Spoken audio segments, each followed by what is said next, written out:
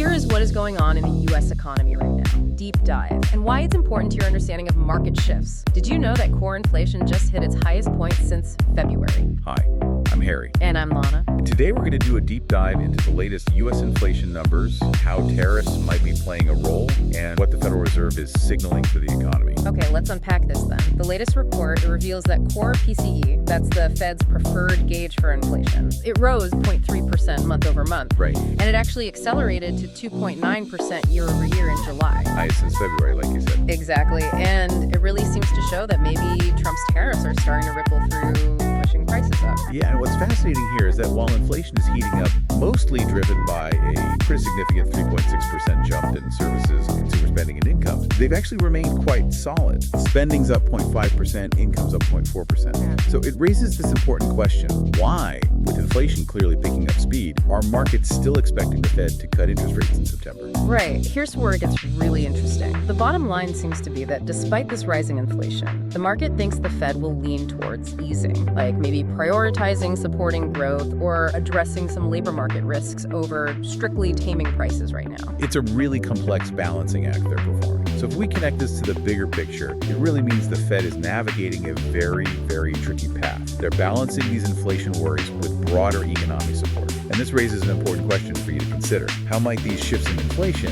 and the Fed's potential rate cuts, how might they impact your financial outlook and just your daily life? Comment below your thoughts. We give prizes daily for good comments. We are Ovado, and we're building a community where everyday transactions are better for both merchants and users. Get some free coins. You'll be glad you did.